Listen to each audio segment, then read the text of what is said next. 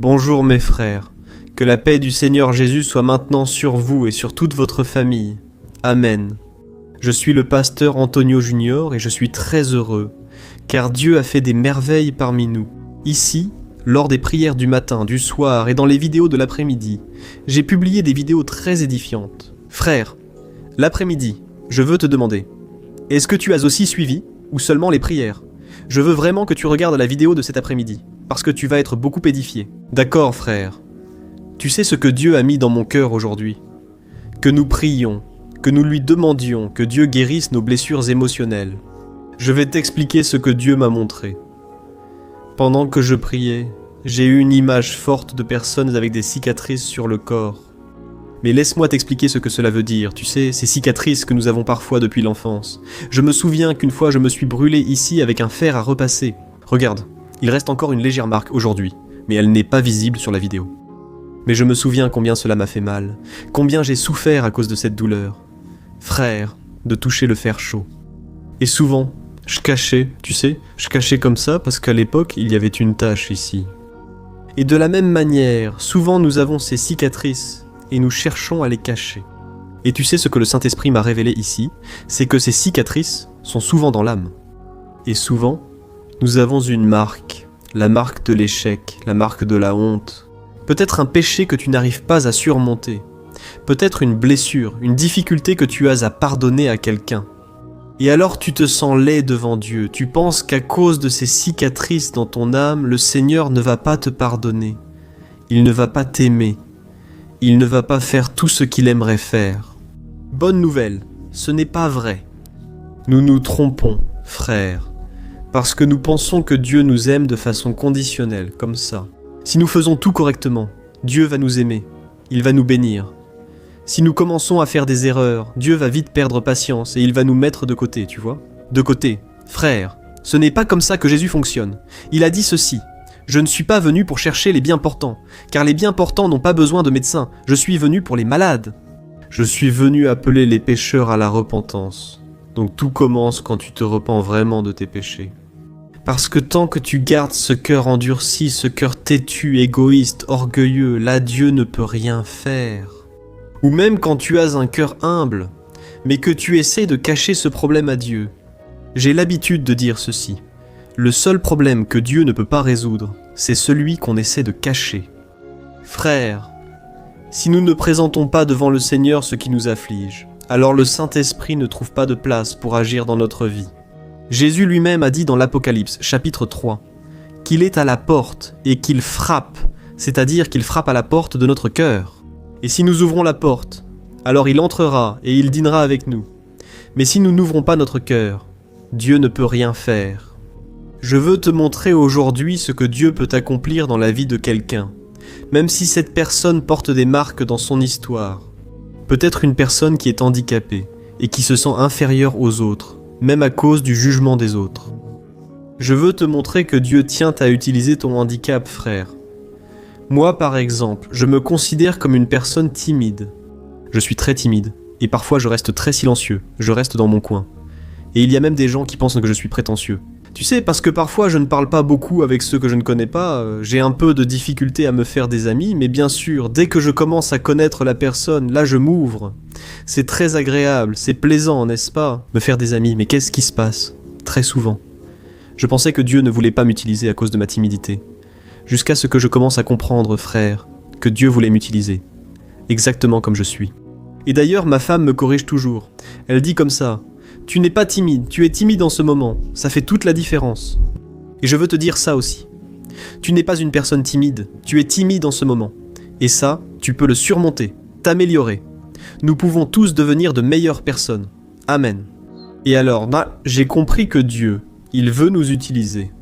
Quand nous sommes vrais, d'abord avec nous-mêmes, puis vrais avec les autres. Frères, soyez ainsi avec les autres.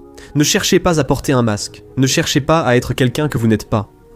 Aujourd'hui, je le remarque beaucoup, frères. Parmi nous, les gens veulent imiter les autres. Et alors, ils se limitent. Ils bloquent le flot du Saint-Esprit. Alors, aujourd'hui, nous allons apporter un message très spécial. Regardez, Je vais vous donner ici l'exemple d'un homme dont vous n'avez peut-être jamais entendu parler dans la Bible, mais il a fait quelque chose de tellement extraordinaire. Frère, j'étais ici en train de méditer sur la parole et j'ai été impressionné de voir à quel point les gens, souvent, ne sont pas reconnus. Peu de gens ici connaissent cet homme, mais Dieu les a utilisés pour accomplir de grandes choses. Alors, ne pensez pas que Dieu utilise seulement le pasteur là-bas sur la plateforme, là sur la chaire.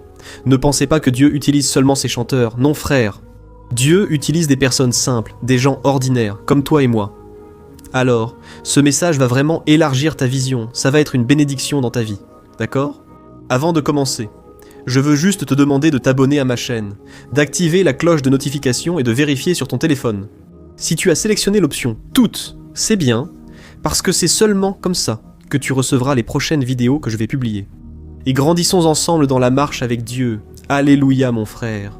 Tu sais quel est l'un des plus grands mensonges que le diable essaie de semer dans notre cœur ? C'est que nos échecs, nos faiblesses et les blessures de notre passé nous disqualifient. C'est comme si Dieu ne pouvait plus rien faire pour nous, parce que nous avons déjà trop fauté. Nous avons déjà échoué. Nous nous sommes déjà écartés du chemin que Dieu avait pour notre vie. Alors, le diable, il veut que tu crois qu'à cause d'une erreur, à cause d'une de tes limites ou à cause d'une douleur que tu as vécue, Dieu va simplement mettre quelqu'un d'autre à ta place. J'ai déjà beaucoup entendu cela, vous savez mes frères. Les gens vont jusqu'à dire ceci. Regarde, si tu ne veux pas, Dieu en choisira un autre. Si tu ne fais pas à la manière de Dieu, il va sûrement choisir quelqu'un de plus capable, mais ce n'est pas vrai, frère. Dans la Bible, on voit beaucoup d'exemples d'hommes et de femmes qui pensant que c'était la fin pour eux, qu'il n'y avait plus rien qui pouvait arriver, qu'elles avaient déjà échoué, ou qu'elles n'avaient pas assez de foi, et Dieu s'est alors révélé encore plus à ces personnes. C'est comme si Dieu attendait vraiment ce moment. Le moment où tu ne te fais plus confiance, le moment où tu es frustré, découragé, pour que Dieu montre que c'est lui qui agit, que le Seigneur est celui qui opère. Amen. Et on voit cela très clairement dans la vie de l'apôtre Paul, n'est-ce pas ? Tu ne fais pas confiance. Tu ne fais pas confiance à Dieu. Tu fais confiance à toi-même. Le moment où il a implanté beaucoup d'églises, regarde, la majeure partie du Nouveau Testament a été écrite par Paul. Mais frère, il y a eu une période dans sa vie où il était très connecté à Dieu. Et Dieu a voulu lui révéler certaines choses du ciel, c'est ça. La Bible raconte qu'il est allé jusqu'au 3e ciel, là où Dieu habite. Et là, le Seigneur lui a révélé des choses grandioses, trop merveilleuses. Si bien que Paul a dit qu'il ne pouvait pas raconter ça aux gens, parce qu'il n'était pas prêt. Il ne comprendrait pas ce qu'il allait leur dire. Mais, frère, après cela, le cœur de Paul n'était plus le même. Son cœur a commencé à devenir un peu orgueilleux. Et c'est alors que Dieu a permis une écharpe dans la chair qui le tourmentait constamment. La Bible raconte qu'il a prié 3 fois, il a demandé, il a supplié Dieu d'enlever cette souffrance. Mais regarde bien quelle a été la réponse du Seigneur pour lui. Il est dit ainsi, là dans 2 Corinthiens, chapitre 12, versets 8 et 9, il est écrit à 3 reprises. J'ai supplié le Seigneur de l'enlever, mais il m'a dit, ma grâce te suffit. Ma puissance s'accomplit dans la faiblesse.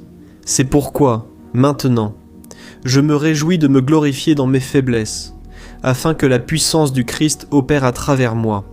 Regardez ça, frère. Dieu n'a pas dit à Paul, tu dois être plus fort.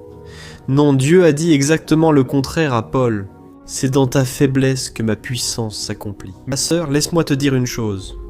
Ton échec, en réalité, est la grande opportunité de ta vie. Parce que l'échec ne t'empêche pas d'être utilisé par Dieu, ni Dieu d'agir dans ton histoire. Au contraire, il est la porte d'entrée. Amen. Avoir un passé de péché, une histoire douloureuse, ne te disqualifie pas. Regarde par exemple le cas de David.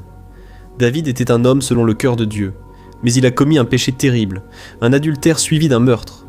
Alors comprenez-vous, frères, la gravité de cela. Et humainement parlant, c'était la fin de David. Mais David s'est jeté aux pieds du Seigneur dans un profond repentir. Et Dieu non seulement lui a pardonné, mais lui a aussi donné une opportunité. Il l'a restauré.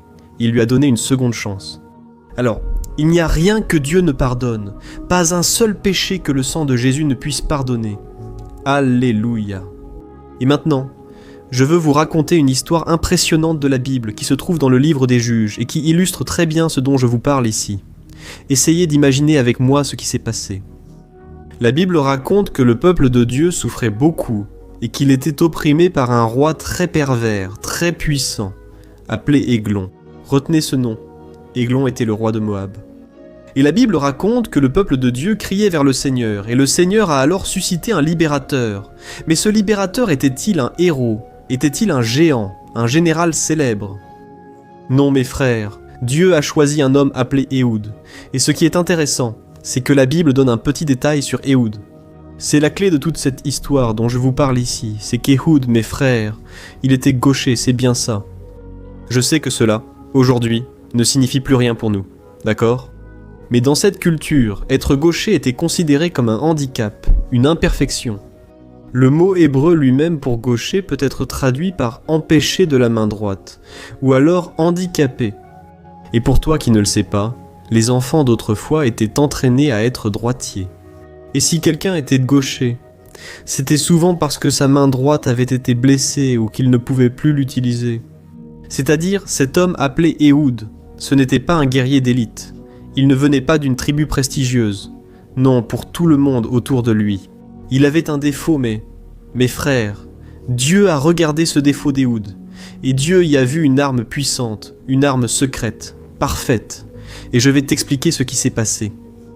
La Bible raconte qu'Éhoud a fabriqué une épée courte qu'il a attachée à sa cuisse droite sous ses vêtements. Et pourquoi a-t-il fait cela ? Parce qu'à cette époque, chaque garde, lorsqu'il fouillait quelqu'un, cherchait une arme sur la cuisse gauche, là où un homme droitier la placerait pour la dégainer avec la main droite. Tu comprends ? Et ce qui est intéressant, c'est que Dieu a dit à cet homme, « Éhoud, je vais utiliser exactement ta faiblesse. » Frère, tu sais ce qui s'est passé ? Il est allé remettre un document à ce roi, et après avoir remis ce document, il a dit ceci, « Majesté, j'ai un message secret de Dieu pour vous. » Mes frères, à ce moment-là, le roi est devenu très curieux, et il a ordonné à tout le monde de sortir de la salle. Et pendant qu'il était là, seul avec Éhoud, Éhoud s'est approché de plus en plus. Et Églon, très curieux, s'est aussi approché, mais avec la main gauche. Éhoud a tiré l'épée de sa cuisse droite, et il l'a enfoncée dans le ventre du roi. Dans le ventre du roi. Frères, ce que tout le monde considérait comme le plus grand désavantage dans la vie d'Éhoud, Dieu l'a transformé en la clé de la libération d'un peuple entier. Et l'histoire ne s'arrête pas là. Vous ignorez la suite ? Regardez comme c'est intéressant, frère. Après qu'Éhoud ait exécuté son plan, il n'est pas parti en courant désespérément. Il a agi avec un calme et une intelligence qui ne pouvaient venir que de Dieu. Il est sorti de la salle, il a verrouillé les portes de l'extérieur et il est parti tranquillement. Les serviteurs du roi sont arrivés, ont vu les portes fermées et ont pensé « Laissons le roi, il doit être aux toilettes. » Frères, ils ont donc attendu. Et pendant que les ennemis étaient là, immobiles et trompés, Dieu donnait à Éhoud le temps exact pour s'échapper et préparer la prochaine étape de la libération. Quand ils se sont finalement inquiétés et ont ouvert la porte, ils ont trouvé le roi mort. Mais là, il était déjà trop tard. Frères, Éhoud était déjà très loin et il n'a pas fui pour se cacher, non. Au contraire, il a couru vers les montagnes. La Bible dit qu'il a soufflé dans une corne, une trompette, comme cela se faisait alors. Et il a convoqué l'armée d'Israël. Et quand les soldats se sont rassemblés, il n'a pas dit « Oh, regardez comme j'ai été courageux !» Non, frère, il a dit ceci. « Suivez-moi, car le Seigneur a livré Moab, vos ennemis, entre vos mains. » Il a rendu toute la gloire à Dieu. Il était guidé par le Seigneur tout le temps, frère, et il ne s'est pas enorgueilli. Et alors, la Bible dit que tout ce peuple, toute l'armée, a commencé à suivre Éhoud. Et les Israélites ont pris le contrôle des passages du fleuve Jourdain. Ils ont encerclé l'armée ennemie et ont assuré la victoire complète. Et savez-vous quel a été le résultat ? Le pays a eu la paix pendant 80 ans. Vous pouvez imaginer ça, frère. Frère, vous savez, ce que j'apprends de cette histoire, c'est que lorsque nous sommes obéissants dès la première étape, lorsque nous faisons preuve de courage, et qu'on décide d'arrêter de se lamenter, de se plaindre à tout le monde à propos de notre faiblesse, disons-le comme ça. Sobre as nossas fraquezas. Qu'est-ce qui se passe ? Dieu, lui, débloque beaucoup de miracles auxquels on ne s'attend même pas. Dieu ne nous donne pas seulement des stratégies pour gagner les batailles, mais il nous donne aussi la sagesse pour gérer l'après. Vous voyez ? Parce qu'il y a beaucoup de gens qui commencent à avoir des victoires dans la vie et qui deviennent alors orgueilleux. Ils commencent à penser que c'est eux qui ont fait que ces choses arrivent. Frère, quand on est comme ça, Avec le cœur aligné avec Dieu, des miracles se produisent. Vous pouvez en être sûr, et peut-être que vous êtes en train d'y penser maintenant. Mais, pasteur, je sais que cette histoire est incroyable. Ma faiblesse ne ressemble pas à une arme secrète. Elle ne m'apporte que douleur et honte. Comment Dieu peut-il s'en servir, pasteur? Et je veux te répondre, mon cher frère, ma sœur. Écoute, aussi incroyable que cela puisse paraître, ces jours-ci je regardais un documentaire à la télévision qui m'a vraiment touché, que je veux partager ici, de façon résumée, juste pour que tu comprennes le but de Dieu dans chaque chose que tu vis, que ce soit les bonnes ou les mauvaises choses. Et ce documentaire parlait d'une femme appelée Gianna Jessen. C'est une histoire vraie, et ça raconte à peu près ceci. Cette femme est née lors d'une tentative d'avortement qui a échoué, et la procédure l'a laissée avec une paralysie cérébrale. Réfléchis un instant. Les médecins ont dit qu'elle ne pourrait jamais lever la tête. Mais frère, Dieu avait d'autres plans. Elle a été adoptée par une famille très aimante, très attentionnée, et donc Gianna non seulement a marché, mais aujourd'hui elle court des marathons. Alléluia, frère, cette femme-ci. Elle est devenue l'un des plus grands témoignages vivants de quelqu'un qui a surmonté toutes les difficultés. Tout ce qui était contre elle, aujourd'hui elle l'utilise pour toucher les foules, un témoignage puissant. Elle a même déjà parlé au Congrès américain. Frère, je sais qu'il y a des personnes ici qui m'écoutent, qui ont peut-être traversé une difficulté, une maladie ou même un accident. Vous savez, et aujourd'hui, cette personne souffre. Elle fait face à beaucoup de limitations. Mais je veux dire que Dieu peut faire exactement cela dans votre vie, et à travers vous. Et il y a une phrase qu'elle a dite que j'ai trouvée tellement intéressante. Cette femme a dit ceci, regardez, j'ai même noté ici pour vous dire ce qu'elle a dit. Elle a dit que la beauté d'avoir une paralysie cérébrale, c'est que cela fait partie de son témoignage de résilience. Et la manière qu'elle a trouvé de rappeler à la terre que le ciel est réel. Et elle a dit que ses jambes sont devenues comme un filet pour agir comme pêcheur d'hommes. Tu comprends ? Ce que le diable prévoit pour être notre destruction, en réalité, c'est exactement ce que Dieu veut utiliser pour être notre plus grand témoignage. Alléluia. Alors nous allons prier maintenant. Mais je veux te demander une chose. Ne cache pas tes blessures à partir d'aujourd'hui. Commence à les utiliser comme une source de guérison pour d'autres vies. Il y a beaucoup de personnes qui ont besoin de ton témoignage, de ton histoire de résilience, de ta marche avec Jésus. Tu peux en être sûr, le Seigneur va t'utiliser puissamment. Amen. À la fin de la prière, je veux te demander de partager. Regarde, il y a beaucoup de gens qui ont besoin d'entendre une parole comme celle-ci. Je ne parle pas que des chrétiens. Je veux que tu partages aussi avec ceux qui ne le sont pas et ne vont pas à l'église. Beaucoup seront touchés aujourd'hui, j'en suis convaincu. Et n'oublie pas non plus de laisser ton commentaire ici. Écris des paroles comme « Dieu va utiliser mon histoire pour sa gloire » ou alors écris « J'avais besoin de cette parole aujourd'hui. Amen. » Feche os seus olhos então. Prions en ce moment même. Alléluia Seigneur, mon Dieu et mon Père, nous voulons te remercier pour ce message si fort, si puissant. Père, je crois que tu as parlé à beaucoup de gens ici aujourd'hui. Père, beaucoup de femmes, Père, qui se sentent laides, incapables, qui se sentent tellement abandonnées.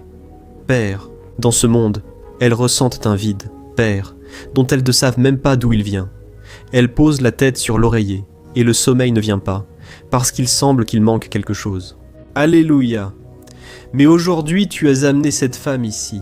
Tu l'as amenée pour faire une révolution, pour changer son histoire et transformer non seulement sa vie, mais aussi pour transformer toute sa maison, ses proches, sa génération.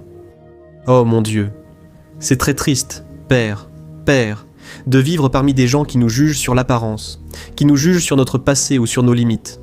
Mais comme il est bon de savoir que tu regardes au cœur, que tu vois le potentiel que même nous-mêmes ne pouvons pas voir. C'est pourquoi, mon Père, au nom de Jésus, je te présente chaque vie qui prie avec moi. Maintenant, j'intercède pour ce fils, pour cette fille qui s'est sentie si dévalorisée, si méprisée, si souvent blessée. Parce que les gens jugent toujours. Les gens prononcent des paroles dures. Père, l'ennemi a menti à cette personne, disant que son histoire est terminée, que tu ne peux plus l'utiliser. Mais nous rejetons maintenant, au nom de Jésus, tout mensonge, toute parole contraire. Dieu, je te demande pardon pour toutes les fois où nous avons prêté plus d'attention à la voix de l'ennemi qu'à ta voix. Pardonne-nous, Seigneur, d'avoir fait cela, Seigneur, d'avoir fait cela. Nous remettons tout cela sur ton autel, Père. Nous te demandons aussi pardon pour notre orgueil. Nous cherchons souvent à paraître forts devant tous, alors que c'est toi, Seigneur, qui nous appelles à l'être. En toi, Seigneur, je prie pour que ton Saint-Esprit apporte en ce moment une révélation profonde sur tout ce qui nous cause de la douleur, et que tu puisses aussi nous utiliser. Père, avec courage, je prie pour toi, je prie pour toi, toi, je prie pour toi, toi, moi. Racontez ton témoignage, il est plus que temps, Père, qu'elle commence à prêcher et à dire que Jésus-Christ est le seul chemin pour notre salut. Père, c'est pourquoi j'étends mes mains maintenant, et je déclare la guérison sur les blessures de l'âme, sur les souvenirs douloureux, tout sentiment de rejet, d'abandon, d'abus qui est devenu une épine dans la chair. Sois touché maintenant par ta grâce qui suffit, par ta puissance qui s'accomplit précisément dans notre faiblesse. Oh mon Dieu, transforme, Père, cette tristesse. Combien d'années, Père, de souffrance. Jésus, entre dans ce cœur maintenant. C'est ce que je te demande. Oh mon cher frère et ma sœur, si tu pries avec nous ici sans avoir jamais remis ta vie à Jésus, si tu ressens le poids de tes erreurs, si tu penses qu'il n'y a plus de solution, je veux te dire qu'aujourd'hui est le jour de ton salut. Amen. Dieu t'aime d'une manière que tu ne peux pas imaginer. Et son invitation est pour toi si tu veux le recevoir dans ton cœur.